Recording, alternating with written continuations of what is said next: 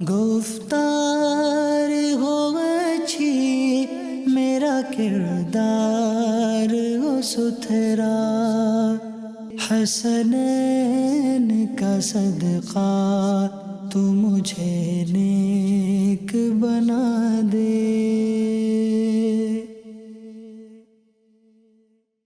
الحمدللہ رب العالمین، الصلاة والسلام علی سید الانبیاء والمرسلین، اما بعد فاعوذ باللہ من الشیطان الرجیم، بسم اللہ الرحمن الرحیم۔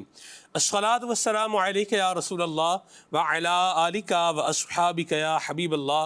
الصلاة والسلام علیک یا نبی اللہ وعلی آلک واصحابک یا نور اللہ۔ نبی کریم رؤوف الرحیم صلی اللہ تعالی علیہ وآلہ وسلم نے ارشاد فرمایا، زینوا مجالسکم بالصلاة علیہ فإن صلاتکم علیہ نور لکم یوم القیامہ۔ پیارے آقا مدینے والے مصطفیٰ صلی اللہ علیہ وسلم فرماتے ہیں کہ تم اپنی مجلسوں کو مجھ پر درود پاک پڑھ کر آراستہ کرو کہ بے شک تمہارا مجھ پر درود پاک پڑھنا کل بروز قیامت تمہارے لیے نور ہوگا۔ صلو علی الحبیب صلی اللہ تعالی علی محمد صلی اللہ علیہ وسلم، صلاۃ و سلاما علیک یا سیدی یا رسول اللہ۔ آداب زندگی پروگرام، خلیفہ امیر اہل سنت کا پروگرام، حضرت مولانا الحاج ابو اسید عبید رضا عطاری مدنی ادامہ ظلہ کا پروگرام مدنی چینل کی اسکرین پر آپ دیکھ رہے ہیں۔ بڑے پیارے شاعر نے ایک بڑی پیاری بات جو ہے وہ کہی ہے کہ حاجیوں کے بن رہے ہیں قافلے پھر یا نبی، پھر نظر میں پھر گئے حج کے مناظر یا نبی۔ سبحان اللہ۔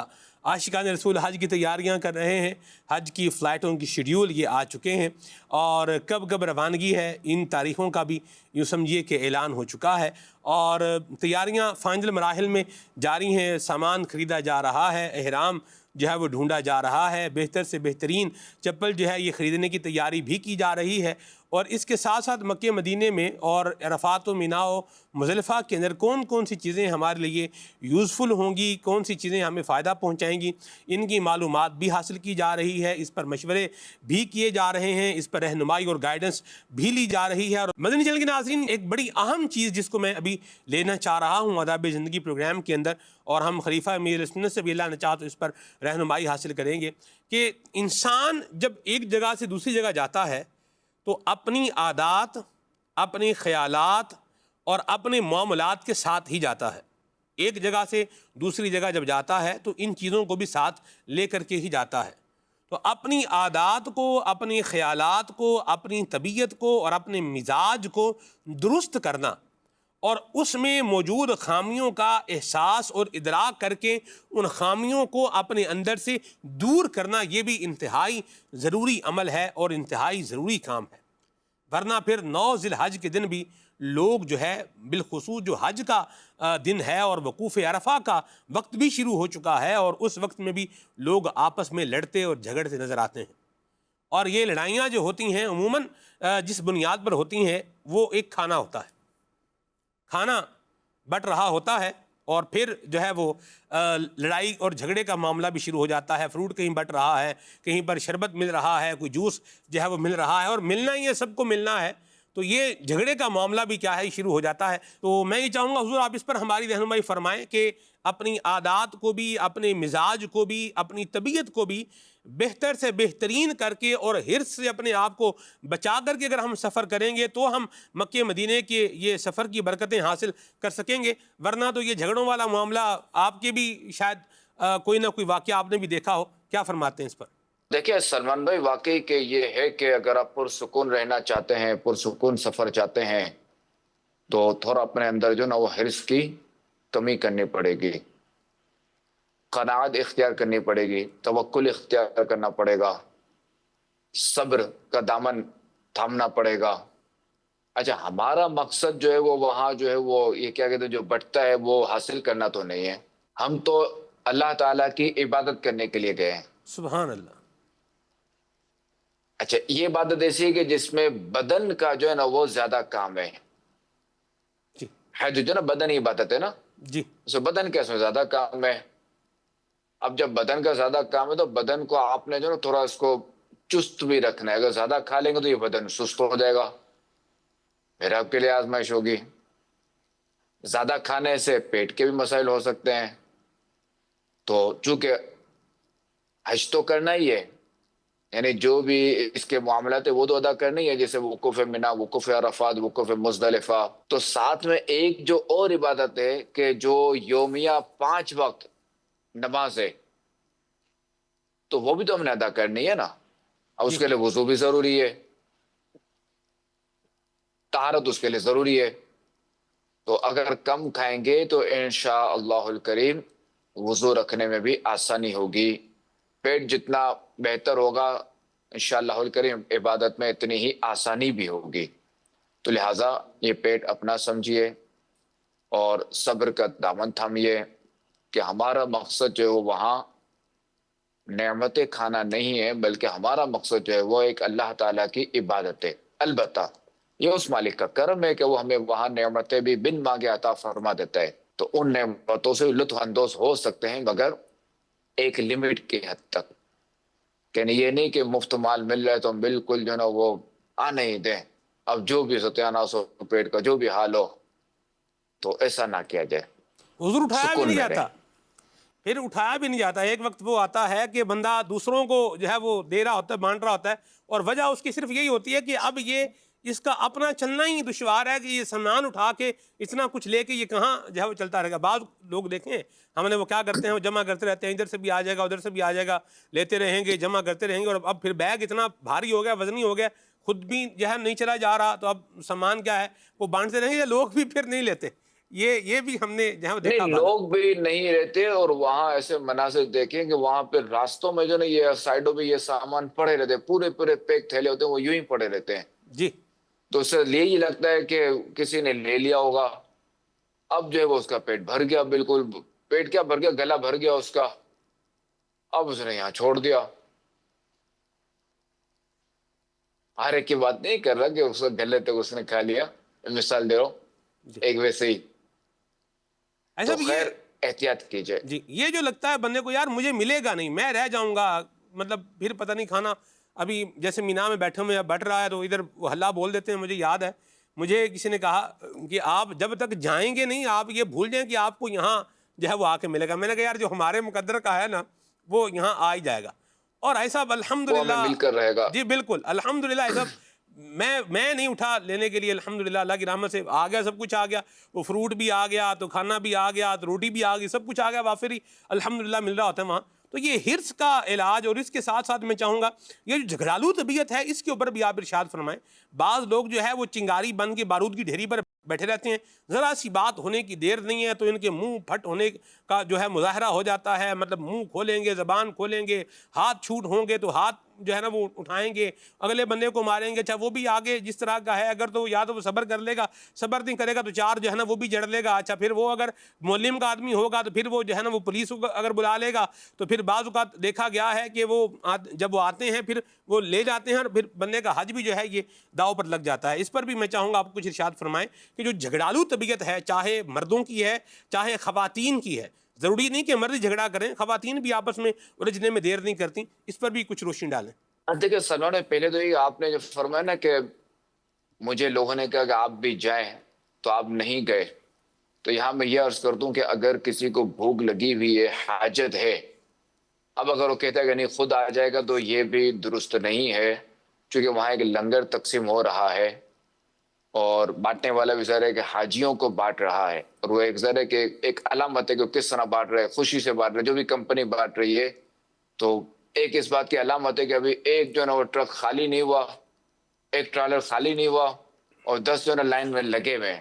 تو اس بات کی علامت ہے کہ وہ یہاں تقسیم کرنا، سبیل کرنا اپنے لیے سعادت سمجھتے ہیں سبحان دیکھا ہے. اللہ. جی تو ہمیں چونکہ کسب کا حکم ہے، صحیح، اگر بھوک لگی ہو تو ہم یہ انتظار نہیں کریں گے، اب ہم جائیں گے حاصل کرنے کے لیے. ٹھیک ہو.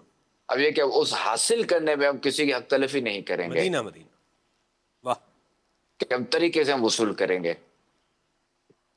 ایک تو یہ، دوسرا یہ کہ جھگڑالو طبیعت واقعی کہ یہ جہاں بھی ہو اس نے جھگڑا ہی کرنا ہے. اور بعض اوقات کیا ہوتا ہے کہ کئی جگہوں پہ یہ ہوتا ہے کہ جو جھگڑالو طبیعت والا ہوتا ہے وہ کامیاب ہو جاتا ہے.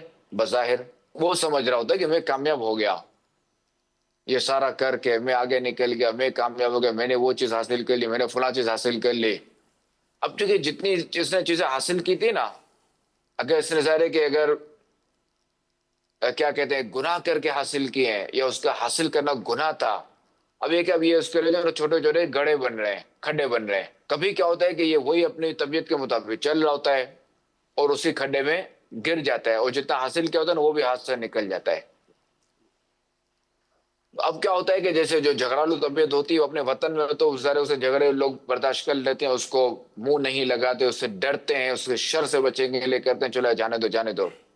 اب حج میں کیا ہوتا ہے، اس نے تو چونکہ اپنی روش پہ چل رہا ہے، اس نے اپنی عادت کے مطابق حرکتیں کرنی ہے یا جو بھی اس نے کرنا ہے. اب وہاں تو ظاہر ہے کہ وطن ہے نہیں ہے، وہاں تو اس کو جاننے والے ہیں نہیں. اس کا تجربہ یہی بتاتا ہے کہ میں یوں کرتا ہوں تو ہو جاتا ہے کام. اب تو یوں ہوتا رہا، وہ چونکہ وہ تو اس نے گڑھے کھودے تھے نا. اب پھر وہاں کیا ہوتا ہے کہ اس کو دھڑ لیا جاتا ہے. اب نہ بیچارہ ادھر کا رہا نہ ادھر کا رہا. تو خیر جھگڑوں سے جو ہے نا وہ بچنا چاہیے، دل آزاری سے بچنا ہے، وہاں پہ بھی اور یہاں پہ بھی، اپنے وطن میں بھی. مدینہ اور حرم مکہ کا تو ویسے ہی جو ہے نا وہ ادب زیادہ ہے کہ وہاں اچھا ادب بھی زیادہ ہے، احتیاط بھی زیادہ ہے کہ وہاں ایک نیکی لاکھ نیکی اور ایک گناہ لاکھ گناہ. تو منا ہو گیا اور مزدلفہ ہو گیا یہ حرم مکہ میں، اور یہاں ایک کا لاکھ ہے، نیکی بھی گناہ بھی. عرفات جو ہے یہ حرم مکہ سے باہر ہے، مگر مبارک دن، مبارک لباس میں ہے، مبارک کیفیت میں ہے. یعنی دیکھو آپ احرام میں ہیں. اب یعنی اب دیکھیں کہ کئی چیزیں جو آپ کے لیے جو نا وہ جائز تھیں پہلے، وہ احرام کی حالت میں حرام ہو گئی. کہ آپ ایک منزل پر ہیں، آپ ایک منصب پر ہیں، منصب دیکھا جائے جو بھی ہم کہیں کہ آپ اس کیفیت میں، آپ اس حالت میں. تو احرام کی بھی جو نا احتیاط ہیں کہ اس میں بھی گناہوں سے بچنا ہوتا ہے، اس میں بھی جھوٹ بولنے سے، جھگڑا کرنے سے بچنا ہوتا ہے. تو لہٰذا جھگڑالو طبیعت جو ہے نا وہ درست نہیں. اگر خدا نہ خواستہ ایسی طبیعت ہے تو اپنے آپ کے جو ہے نا اس سے جان چھوڑائیں. اللہ ہمیں ان چیزوں سے بچائے. آمین آمین آمین آمین. ہمیں ایک دوسرے کے جو ہے نا حقوق ادا کرنے کی توفیق عطا فرمائے، ہمیں ایک دوسرے کی فکر کرنے کی توفیق عطا فرمائے. آمین بس ہمیں ایک دوسرے کا خیر خواہ بن جائے نا تو سارے مسائل حل ہیں. انشاءاللہ. مرحبا کر بھلا ہو بھلا. مرحبا. ہم سامنے والے کا خیال رکھنا شروع کر دو تو آٹومیٹکلی انشاءاللہ الکریم ہمارے راستے کھل جائیں گے انشاءاللہ. میرا سوال یہ ہے کہ جب کسی عام کتاب کا صفحہ الگ ہوتا ہے تو اسے پھٹنا کہتے ہیں، اور جب قرآن پاک کا کوئی صفحہ الگ ہوتا ہے تو اس سے شہید ہو جانا کہا جاتا ہے. کیا ایسا کہنا درست ہے؟ دیکھیں ویسے تو یہ کہ جو راہ خدا میں جو شخص دنیا سے گیا، جو راہ خدا میں قتل کیا گیا، راہ خدا میں جو مارا گیا، اس سے شہید کہا جاتا ہے. اچھا تو شہید کا جو لفظ ہے نا ایک ادبی لفظ ہے کہ ادب. واہ. تو اب یہاں کیا ہے کہ قرآن شریف کا صفحہ جو نا وہ جدا ہو گیا، تو اس کو جو شہید کہتے ہیں نا وہ اس لیے ادب کے مارے کہتے ہیں. حالانکہ دیکھا جائے تو جو بندہ راہ خدا میں دنیا سے گیا تو کہتے ہیں نا جو راہ خدا میں قتل ہوا، جو راہ خدا میں مارا گیا تو وہ شہید ہے. تو ہے تو موت تو واقع ہوئی، موت واقع ہونا نا، موت واقع ہوئی تو وہاں اس کو شہید کہا گیا. اب یہ جو عام کتاب کا جو پرچہ تھا، جو ورقہ تھا، جو پیپر تھا وہ جدا ہوا تو ہم اس کو پھٹنا کہتے ہیں. اور حالانکہ یہ جدا ہوا ہے، اور قرآن شریف کا جو ورقہ جدا ہوا حالانکہ یہ بھی جدا ہوا تو اس کو ہم شہید کہیں گے کہ با ادب با نصیب. سبحان تو اللہ. الحمدللہ الکریم دینی ماحول میں جو ہے اسے شہید کہا جاتا ہے. اسی طرح اناج ہے، یہ اگر خراب جس کو ہم کہتے ہیں نا تو اس کو ناراض ہونا بھی کہا جاتا ہے کہ یار یہ ناراض ہو گیا. اسی طرح جیسے دسترخوان بڑھاؤ یہ کہا جائے، یہ اور بڑے اٹھاؤ. تو حالانکہ ہے چیز یہی کہ اس کو سمیٹا جائے گا، جی مگر دسترخوان بڑھاؤ آداب میں سے یہ کہ یہ کہا جائے دسترخوان بڑھاؤ، جی. کہ ورنہ ایسا نہ ہو کہ قبول کے وقت تو اٹھاؤ تو بھی اٹھ ہی جائے. ہائے ہائے ہائے. تو وہی با ادب با نصیب، بے مرحبا. ادب بے نصیب. مسجد عام اگر عمارت ہے وہ اگر گری تو ہم کہتے گر گئی، ٹوٹ گئی، اور مسجد شہید ہو گئی. جی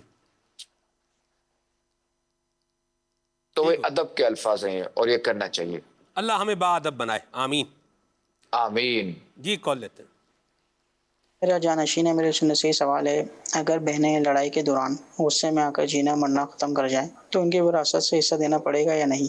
نہیں، ایسا کرنا تو نہیں چاہیے، ورنہ جینا مرنا اس طرح ختم کرنے سے وراثت سے بندہ محروم نہیں ہو سکتا، کوئی بھی دوسرے کو اس طرح محروم نہیں کر سکتا۔ البتہ اس کے بعض احکام ضرور ہے کہ وراثت سے بندہ کب محروم ہوگا، جیسے معاذ اللہ کسی نے جو ہے وہ اپنے والد کو قتل کر دیا تو اب یہ وراثت سے محروم ہے۔ اور بھی اس کے علاوہ صورتیں ہیں، جیسے اسلام سے ہی اسے پھر گیا معاذ اللہ تب بھی یہ محروم ہے، ورنہ اس طرح کہہ دینے سے کہ جینا مرنا ہے کہ دودھ معاف نہیں کروں جب ماں نے کہا تو یہ اس سے جو وراثت سے محروم نہیں ہو سکتا۔ اسی طرح باپ نے کہا میں نے اس کو عاق کر دیا تو یہ عاق کرنے سے وراثت سے محروم نہیں ہو سکتا۔ لیکن وراثت کے احکام میں جو اللہ رسول نے بیان کیا اسی کے مطابق عمل کیا جائے گا۔ بالکل اسی کے مطابق چلا جائے گا۔ ایسا بھی اسی سے ریلیٹڈ میرا ایک کویشچن ہے کہ جیسے والد کا انتقال ہو گیا، والدہ کا انتقال ہو گیا، تو اب اگر اولاد میں سے کوئی یہ کہے کہ وراثت کو تقسیم کر دیا جائے، یا جو ترکہ ہے یہ تقسیم ہو جائے، جو بھی مطلب مال ہے اس کو جو ہے وہ تقسیم کر لیا جائے یا ہمارا حصہ ہمیں دے دیا جائے، تو ایسی اولاد کو، ایسے بیٹے کو، ایسے بھائی کو یا ایسی جو ہے وہ بہن کو جو ہے وہ یہ کہا جاتا ہے کہ تیری تو مال پر نظر تھی، باپ تو ڈھونڈ رہا تھا کہ کب باپ مرے اور تجھے جو ہے وہ کچھ ملے، اور ابھی جو ہے باپ کا کفن میلا نہیں ہوا اور تو نے جو ہے وہ یہاں بٹوارے کی باتیں جو ہے وہ شروع کر دی ہیں۔ تو یہ اس طرح کی جو گفتگو کرنے والے جو لوگ ہیں ان پر آپ کیا جو ہے وہ ارشاد فرمائیں گے کہ ان کو کیا کرنا چاہیے اور کیا نہیں کرنا چاہیے؟ دیکھیں کہ اگر کوئی کہتا ہے کہ وراثت تقسیم کر دی جائے، میرا حصہ مجھے دے دے، اس میں کوئی حرج نہیں ہے کہ جیسے ہی اس کے والد کا انتقال ہوا تو جتنا حصہ اس کا بنتا ہے وہ اس حصے کا مالک بن چکا ہے، شریعت نے اس کو مالک بنا دیا۔ اور ہونا یہی چاہیے کہ جیسے کسی کا انتقال ہو جائے نا تو فوری طور پہ وراثت تقسیم کر دینی چاہیے، کہ بالغان اگر موجود ہے نا، بڑے لوگ موجود ہیں جو بھی سب بالغ ہیں، تو ان میں کیا ہے کہ ایک دوسرے کو معاف کرنے کا اختیار ہے، سب کچھ ہو سکتا ہے، سارے راستے کھلے ہوئے ہیں۔ اب جو موت کا وقت مقرر ہے ہمیں نہیں معلوم، اب اگر کوئی ایسا شخص فوت ہوا کہ جیسے نابالغ بچے ہیں تو اب جو ہے نا پائی کا حساب کرنا ہوگا۔ اب چونکہ اب نابالغ کو ہم محروم نہیں کر سکتے، اسے معافی ہم نہیں مانگ سکتے کیونکہ اس کو معاف کرنے کا اختیار ہی نہیں ہے، تو لہٰذا اگر کوئی اس طرح کرتا ہے تو اس میں کوئی حرج نہیں ہے۔ اور دینی ماحول میں بھی یہی ہے کہ اگر کسی کا انتقال ہوتا ہے تو وہ جیسے جب وہ ہوش سنبھالتے ہیں تو وہ چونکہ جب میت ہوتی ہے تو کہ آزمائش ہو جاتی ہے نا، تو جیسے ان کو کیا کہتے تھوڑا اس سے نکلتے ہیں تو پھر وہ ورثہ میں تقسیم کاری کر دیتے ہیں، ماشاءاللہ، تاکہ کوئی جھگڑا بھی نہ ہو، کوئی نزاع وغیرہ کوئی ایسا معاملہ نہ ہو، خوش اسلوبی سے سارا مسئلہ حل ہو جائے۔ اور عموماً دیکھا یہ گیا ہے کہ جہاں تقسیم کاری نہیں ہوتی نا جھگڑے وہاں پھر آزمائش ہوتی ہے اور ٹھیک ٹھاک حرج ہوتا ہے، اور بعض اوقات تو ظاہر ہے کہ تقسیم کے معاملے پھر بعض لوگ جو کورٹ کے دروازے بھی کھٹکھٹاتے ہیں، تو بہتر یہی ہے کہ فوری تقسیم کاری کر دینی چاہیے۔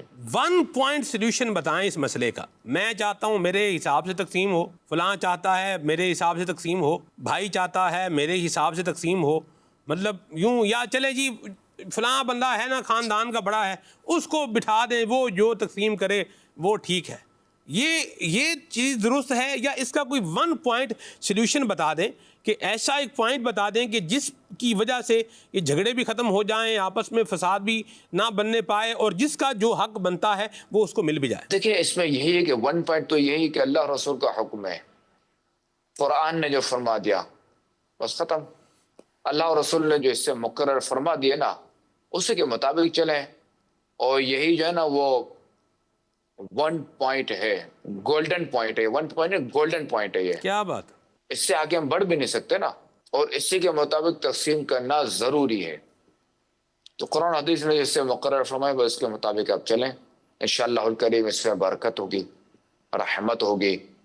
اور اگر آپ نے کسی کو کہا کہ یہ تقسیم کرے تو چونکہ ایک بھائی کہے گا اس کے مطابق تقسیم کاری ہو، دوسرا کہے گا اس کے مطابق ہو، تیسرا کہے گا اس کے مطابق ہو، لڑائی ہے۔ تو بھائی ہم قرآن و سنت کے ماننے والے ہیں، واہ، اللہ اور رسول کے احکام کے ہم پابند ہیں، انہوں نے جو فرما دیا نا اس کے مطابق ہی تقسیم چلے گی اور کسی کے مطابق نہیں چلے گی. مدینہ میں البتہ یہ ضرور ہے کہ قرآن و سنت کے مطابق تقسیم کاری ہو گئی. اب ایک بھائی ہے وہ ویسے مالدار ہے تو ضرورت ہے اس نے اپنا حصہ لے لیا. اب وہ چاہے تو جو کمزور ہے اس کو اپنا حصہ دے سکتا ہے. اچھا وہ پابند بھی نہیں ہے دیگر بھائیوں سے پوچھنے کا, اس کو شریعت نے لازم نہیں قرار دیا. البتہ اب اگر یہاں یہ ان سے پوچھ لے دیگر سے کہ دیکھیں میرا یہ بھائی کمزور ہے, اگر میں اسے دے دوں, میرا جی چاہتا ہے میں اسے دے دیتا ہوں, تو یہ اس سے آرام سے دے سکتا ہے, کوئی حرج نہیں ہے. اگر اس طرح کر کے دے گا تو اچھا ہوگا. اسی طرح بہن کو دے دیا تو اچھا ہوگا, ثواب ملے گا اگر آپ کے پاس گنجائش ہے تو. ورنہ شریعت نے آپ کو لازم نہیں قرار دیا, آپ کے لیے شریعت نے آپ کو پابند نہیں کیا اس بات کا. ایسے بھی یہ بھی تو جو کام ہوگا یہ بھی تو اس کی تقسیم کاری کے بعد ہی ہوگا نا, پہلے تو نہیں کہہ سکتے بھائی ٹھیک ہے. ظاہر ہے کہ وہ ہاں جی پلیٹینیم پوائنٹ پر عمل کرنے کے بعد ہی ہوگا نا. مدینہ مرحبا ماشاء اللہ. جی کال لیتے ہیں.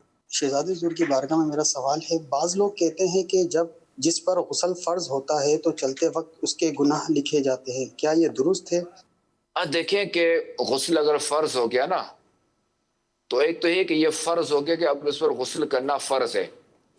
اب غسل نہ کرنا اس حوالے سے یہ گناہگار کب ہوگا کہ جب نماز کا وقت ایک تو داخل ہوا, اب بھی یہ گناہگار نہیں ہے. اب نماز کا وقت جیسے جاتا جائے گا نا, اب یہ ہے کہ اب اگر یہ نہیں کرے گا یا تاخیر کرے گا تو اسے نماز چلی جائے گی, تو اب غسل میں تاخیر کرنا گناہ ہوگا.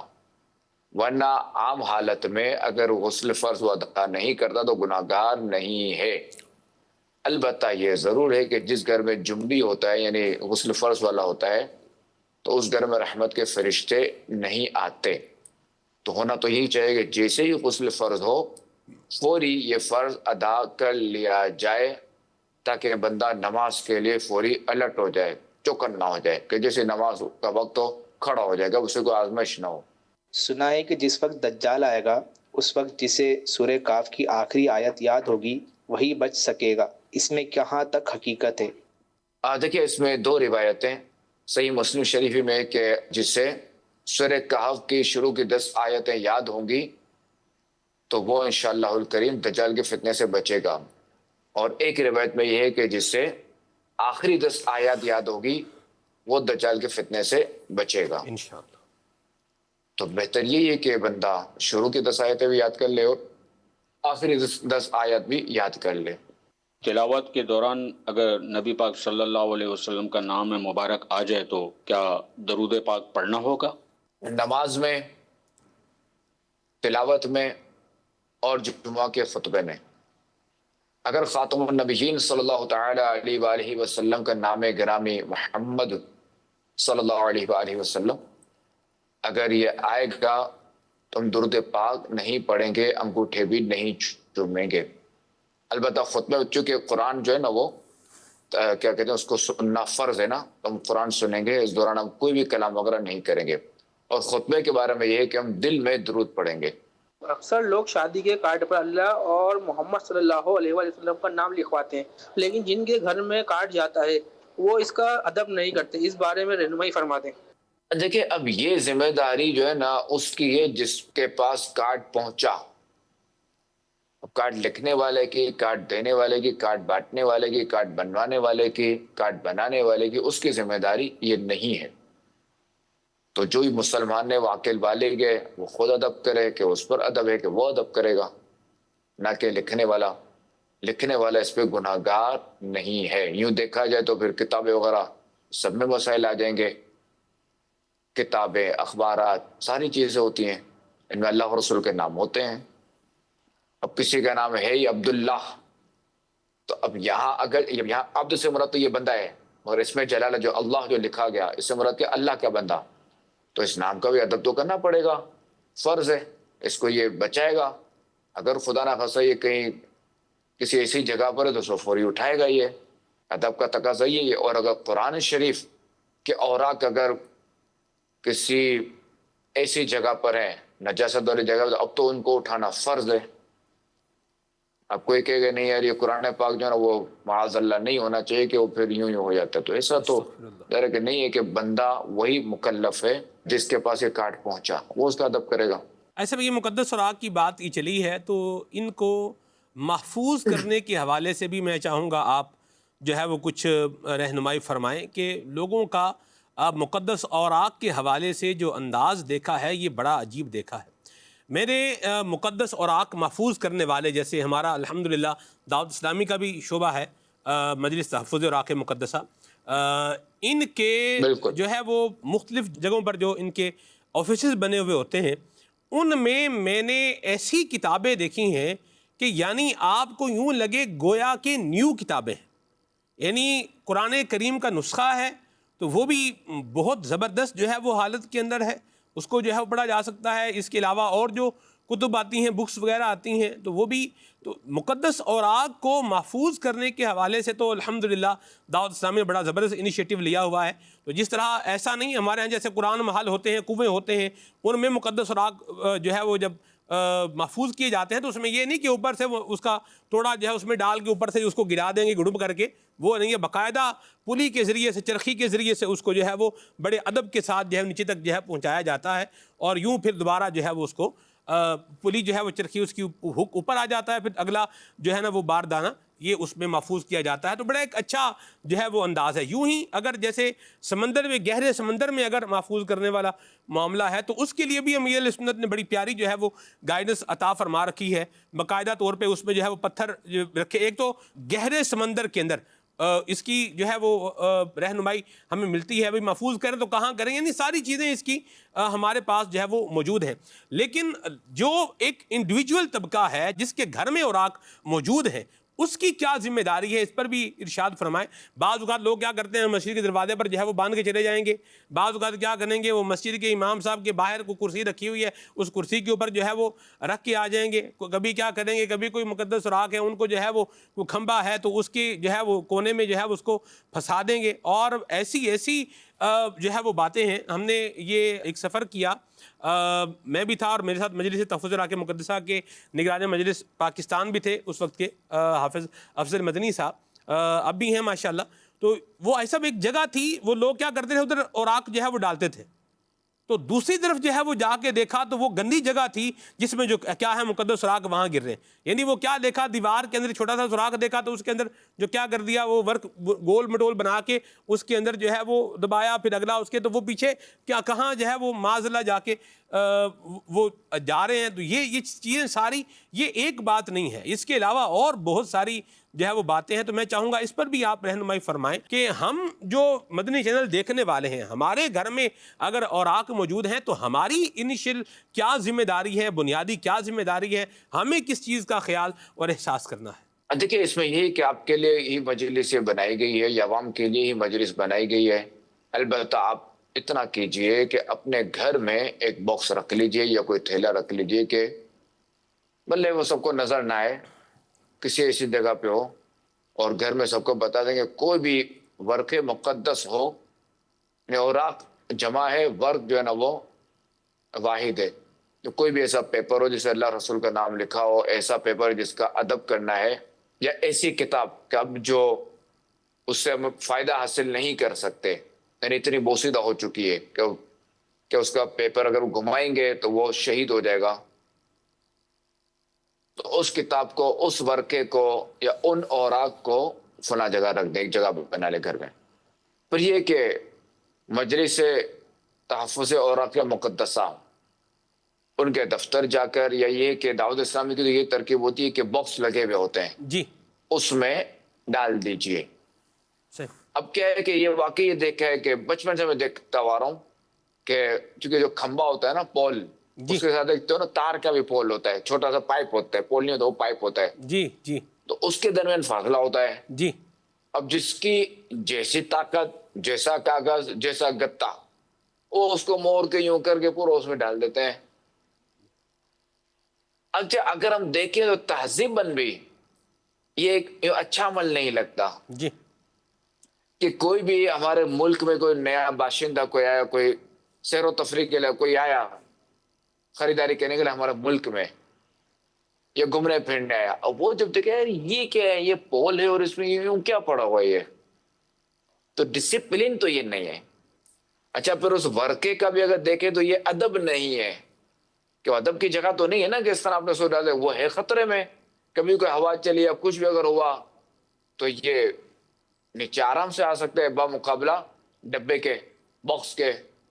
تو جو باکس ہے اس میں ڈالیں اور مجلے سے وہ اس کو ٹھنڈا کر دیں. پھر آپ دیکھیں نا کہ اگر اس کو اگر کھڈے میں بھی اگر پہنچانا ہے تب بھی دیکھیں کہ یوں ہی نہیں ڈالا جاتا بلکہ اسے اتارا جاتا ہے. بالکل ایسی بات ہے سر, یہ ادب ہے. یہ جی سمندر میں بھی, گہرے سمندر میں بھی یوں ہی نہیں کیا جاتا جی بلکہ پانی پہ رکھا جاتا ہے. اس کیا کہتے ہیں جو بھی بورا ہوگا اسے چیرا وغیرہ لگا کے. ایسے سمندر میں ہر جگہ نہیں کر سکتے, جہاں اجازت ہو وہیں کر سکتے ہیں, کہ بعض جگہوں پر جو وہ اجازت نہیں ہوتی سمندر میں یہ ڈالنے کی. البتہ گہرے سمندر میں بعض جگہوں پہ ڈالنے کی اجازت ہوتی ہے. صحیح, تو یہ وہیں کیا جائے کہ جہاں قانون اجازت دیتا ہو, ورنہ دفن کرنے کو اختیار ہے. پنجاب میں ویسے سمندر نہیں ہے, KPK میں ویسے سمندر نہیں ہے, کیونکہ یہاں دفن کرنے والی صورت ہے. جہاں پہاڑ ہے تو وہاں غار ہے, تو غار میں ڈالنے والی صورتیں ہوتی ہیں, اور پھر غار کا منہ بند کر دیا جاتا ہے. تو یہ بھی ترکیب ہوتی ہیں. تو جہاں جیسی ترکیب, ادب ہر جگہ رکھا جائے گا. ادب کا لحاظ ہر جگہ ہوگا. ماشاء اللہ. تو ہماری بھی ذمہ داری ادب ہے. با نصیب, بے ادب بے نصیب. مرحبا. ایسا دعوت اسلامی کے جو اور دوسرا یہ کہ جی ایسی جو کتاب ہے کہ جس سے فائدہ حاصل کیا جا سکتا ہے, بالکل نیو کتاب ہے. اس میں سلمان میں ایسے ہوتا ہوگا, کوئی شخص جیسے کتاب بھول گیا, کہیں چھوڑ گیا, اب کسی صاحب کو ملی نہیں, یار یہ تو بیدگی والی جگہ پر ہے, اب اس نے اٹھا کے ڈال دیا اور رکھا مقدسہ میں. یہ بھی ہوگا کہ وہ لقطہ اس نے لیا, اس نے رکھ کے چلو یہاں ڈال دو. جی تو ایسا بھی ممکن ہے. ورنہ ظاہر ہے کہ ایک ذی عقل شخص ہے تو وہ ایسے کیسے کرے گا کہ بالکل قرآن پاک کا صحیح مصحف شریف پورا صحیح نسخہ ہے اور نیو جیسا ہے, جو بھی ہے کہ اسے فائدہ, اس سے برکت لی جا سکتی ہے, اس کی تلاوت کی جا سکتی ہے, اس کو کون اس طرح کرے گا؟ تو وہی کہ لقطے ہی والا معاملہ ہوگا یہاں, جی کیونکہ لقطے کے احکام ہے نا. ایسی بات. اب ڈائریکٹ آپ نے اٹھایا, اس نیت سے اٹھایا کہ میں اس کے مالک کو پہنچاؤں, مالک کو نہیں پہنچا, آپ نے ادھر ڈال دیا چندے کی پیٹی میں, تو یہ تو درست نہیں کہ آپ پر تو پہنچانا واجب تھا, مالک تلاشنا لازم ہے آپ پر. لیکن اسلام نے دیکھے کیسے کیسے احکام رکھیں گے. کسی کا مال اگر گر جائے یا بھول جائے, جس کو ملا اس کو پہنچائے, یہ ہمارا مذہب ہے. واہ. اب اگر وہ نہیں تلاش سکا تو اب بھی اس کے لیے رعایت حکم اس کے لیے الگ ہے. صحیح. اللہ آپ کو برکت عطا خیر فرمائے. خائی کا دین ہے نا اسلام. سبحان اللہ, ماشاء اللہ. اللہ ہمیں مقدس راہ کا ادب کرنے کی بھی توفیق عطا فرمائے.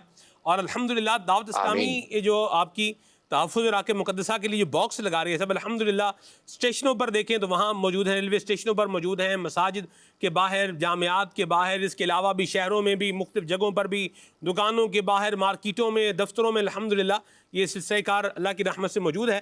اور جو باکس کے اوپر نمبر بھی لکھا ہوتا ہے, جیسے اگر ویسے تو ہمارے ذمہ داران ماشاءاللہ جو ٹرن اوور ہے اس کے مطابق انہوں نے اسے وہاں سے اوراق کلیکٹ کرنے کا بھی ایک جدول جو ہے بنایا ہوتا ہے, اسکیجول بنایا ہوتا ہے. لیکن اگر کبھی آپ دیکھتے ہیں کہ یہ جو ہے وہ فل ہو گیا ہے تو فون نمبر جو لکھا ہوا اس پہ آپ جو ہے وہ کال کریں گے اتوار کے علاوہ, کیونکہ اتوار کو تو چھٹی ہوتی ہے, اس کے علاوہ کال کریں گے تو انشاءاللہ اس ٹائم بھی ہمارے اس کو فوراً بھی وہاں سے جو ہے وہ اوراق کلیکٹ کر لیتے ہیں. تو اللہ تعالیٰ ہمیں دعوت اسلامی کے دینی ماحول سے وابستہ رہتے ہوئے اللہ رسول کا ادب کرنے کی توفیق عطا فرمائے. اہل بیت اطہار, صحابہ کرام, اولیاء اعظام کا بھی اللہ ہمیں ادب کرنے کی توفیق عطا فرمائے. ہمارے جو بڑے ہیں اللہ ہمیں ان کا احترام کرنے کی توفیق عطا فرمائے, اور مقدس اوراق کا بھی ادب کرنے کی توفیق عطا فرمائے. مکے مدینے جو جا رہے ہیں اللہ انہیں مکے مدینے کا بھی ادب کرنے کی توفیق عطا فرمائے. پروگرام جو ہے وہ اختتام کو پہنچا.